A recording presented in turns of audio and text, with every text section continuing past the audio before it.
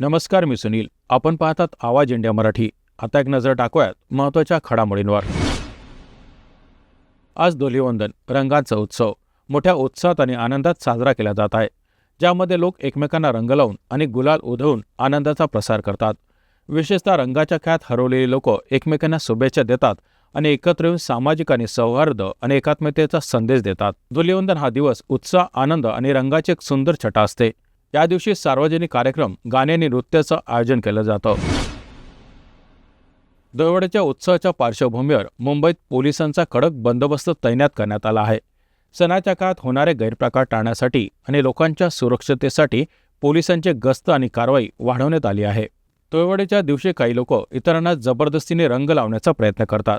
तसेच रंगीत पाण्याने भरलेले फुगे लोकांवर फेकण्याचे कृत्यही घडत असते. अशा प्रकारच्या हुल्लडबाजीला आवर घालण्यासाठी पोलिसांनी कठोर कारवाईचा इशारा दिला आहे.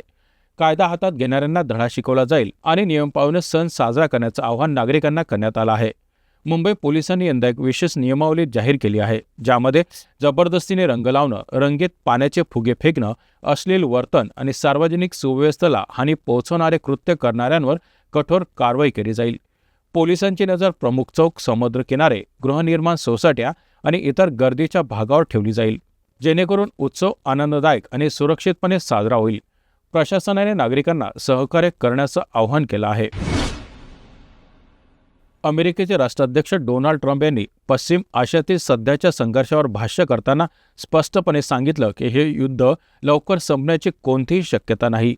हे युद्ध किमान आणखी 4 ते 5 आठवडे सुरू राहू शकतं, असं ट्रम्प यांनी म्हटलं आहे. त्यांचा इशारा आहे की इराणच्या हल्ल्यांना उत्तर देण्यासाठी अमेरिका लष्करीदृष्ट्या एक लांब काळ टिकणारा संघर्ष सुरू ठेवण्यास तयार आहे. ट्रम्प यांच्या वक्तव्यामुळे जागतिक स्तरावर अधिक चिंतेचं वातावरण निर्माण झालं आहे. अमेरिका आणि इराण यांच्यातील तणावाच्या संदर्भात ट्रम्प यांनी आपल्या सैन्याला पूर्ण तयार राहण्याचे निर्देश दिले आहेत.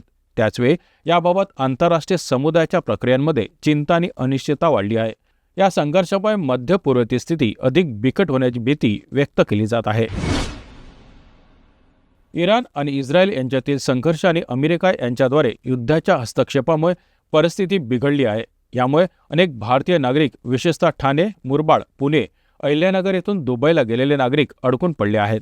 या अडकलेल्या नागरिकांना मदतीसाठी उपमुख्यमंत्री एकनाथ शिंदे यांनी पुढाकार घेतला आहे. पुण्यातील इंदिरा स्कूल ऑफ बिझनेस स्टडीजचे 84 विद्यार्थी सध्या दुबईत अडकले आहेत.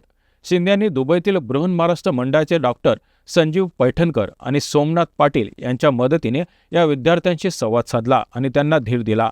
शिंदे यांनी विद्यार्थ्यांना आश्वस्त केलं की महाराष्ट्र शासन त्यांच्या पाठीशी आहे आणि त्यांना सुरक्षितपणे महाराष्ट्रात परत आणण्यासाठी सर्वतोपरी मदत केली जाईल. तसेच अडकलेल्या इतर नागरिकांशी देखील संवाद साधत त्यांना मदतीचं आश्वासन दिलं आहे. युद्धाच्या या कठीण परिस्थितीत शिंदे यांच्या नेतृत्वाखाली बृहन्महाराष्ट्र मंडळ आणि महाराष्ट्र शासन नागरिकांच्या मदतीसाठी त्वरित पावले उचलत आहे. इस्रायल आणि इराण यांच्यात सुरू झालेल्या युद्धामुळे पश्चिम आशियातील अस्थिरतेचा परिणाम आता जगभर जाणवत आहे.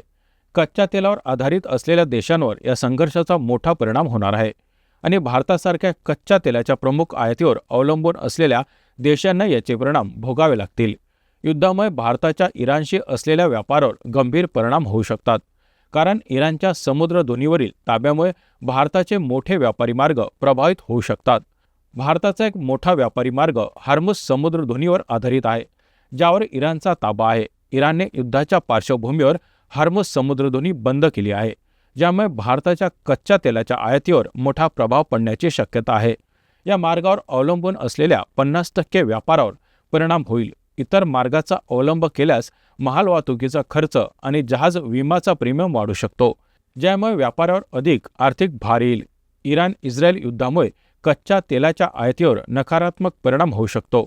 कच्च्या तेलाच्या आयातीमध्ये घट झाल्यास देशाअंतर्गत इंधन दरावर, विशेषतः पेट्रोल आणि LPG गॅसच्या किमतीवर मोठा परिणाम होईल. दीर्घकाळ युद्ध चालल्यास या इंधनाच्या किमतीत मोठी वाढ होण्याची शक्यता आहे. राज्यातील कांदा उत्पादक शेतकऱ्यांसाठी सध्या खूपच कठीण परिस्थिती निर्माण झाली आहे. कांद्याच्या दरात मोठ्या प्रमाणात घसरण झाल्यामुळे शेतकऱ्यांचा उत्पादन खर्चही पूर्णपणे निघत नाही आणि यामुळे त्यांना मोठा आर्थिक फटका बसत आहे. कांद्याच्या दरात घसरण होण्याचं प्रमुख कारण म्हणजे देशांतर्गत मागणी घटणं, थंडावलेली निर्यात आणि बाजारात लाल कांद्याची आवक वाढणं. स्वाभिमानी शेतकरी संघटनेनं याविरोधात आक्रमक पवित्रा घेतला असून नाशिक जिल्ह्यातील विंचूर येथे रस्ता रोको आंदोलन करण्यात आलं होतं। यामध्ये शेतकऱ्यांनी जोरदार घोषणाबाजी करत कांद्याला 1,500 रुपये प्रति क्विंटल अनुदान देण्याची मागणी केली आहे। गेल्या 2 महिन्यात कांद्याचे दर 800 रुपयांनी घसरले असून यामुळे शेतकऱ्यांची चिंता वाढली आहे। थोडक्यात कांद्याच्या दरात येणारी चढउतार शेतकऱ्यांसाठी एक मोठा धोका बनला आहे। विशेषतः उशिराच्या खरीप कांद्याच्या आवक आणि उन्हाळी कांद्याच्या बाजारात येण्यामुळे बाजारातील अस्थिरता आणखी वाढण्याची शक्यता आहे। सध्या शेतकरी संघटना सरकारकडे कांद्याला समांतर बाजारभाव योजना लागू करण्याची मागणी करत आहे, ज्यामुळे शेतकऱ्यांना योग्य दर मिळू शकेल। नाशिक येथील त्र्यंबकेश्वर मंदिर परिसरात दर्शनासाठी आलेल्या एका भाविकाला सुरक्षा कर्मचाऱ्यांनी मारहाण केल्याची घटना समोर आली आहे। मंदिर परिसरात संबंधित भाविकाला कपडे फाटेपर्यंत लाथाबुक्क्यांनी मारहाण करण्यात आल्याची माहिती मिळाली आहे। सतत सुट्ट्यांमुळे आणि विशेष करून श्रावण महिन्यात मोठ्या प्रमाणात गर्दी असल्याने मंदिरात नियंत्रण ठेवणं कठीण झालं आहे। या घटनेचे व्हिडिओ सोशल मीडियावर व्हायरल झाले आहेत। यामध्ये दर्शनासाठी उभ्या भाविकाला सुरक्षा रक्षकाकडून मारहाण करताना दिसते आहे। त्र्यंबकेश्वर संस्थानच्या सुरक्षा रक्षकाकडून भाविकांना अशी मारहाण करण्याचे प्रकार यापूर्वी घडले असल्याचं समोर आलं आहे। सोशल मीडियावर व्हिडिओ व्हायरल झाल्यानंतर भाविकांमध्ये संताप व्यक्त होत असून प्रशासनाकडून काय कारवाई केली जाईल याकडे सर्वांचं लक्ष लागलं आहे। भारत आणि इंग्लंड यांच्यातील T20 वर्ल्ड कप उपांत्य फेरीचा सामना 5 मार्चला मुंबईच्या वानखेडे स्टेडियमवर होणार आहे। या सामन्यात टीम इंडियाला इंग्लंड विरुद्ध विजय मिळवण्यासाठी अत्यंत सावधगिरीने खेळावं लागेल, कारण दोन्ही संघ एकाच विजयावर पुढील फेरीत प्रवेश करू शकतात। भारतासाठी या सामन्यात बॅटिंग ऑर्डरमध्ये बदल होऊ शकतो। सध्याच्या फॉर्ममध्ये अभिषेक शर्मा काही खास दिसत नाही, त्यामुळे त्याच्या बॅटिंग ऑर्डरमध्ये बदल करण्याची चर्चा सुरू आहे। तिसऱ्या क्रमांकावर अभिषेक शर्माला पाठवणं फायदेशीर ठरू शकतं, कारण चेंडू जुना झाल्यावर त्याला चांगली फटकेबाजी करता येईल, जेव्हा नवा चेंडू खेळताना चुकण्याची शक्यता असते। तसेच संजू सॅमसन आणि ईशान किशन हे ओपनिंगला येण्याची शक्यता आहे। ईशान किशन चांगल्या फॉर्ममध्ये असून संजू सॅमसननेही आपल्या फॉर्ममध्ये सुधारणा केली आहे।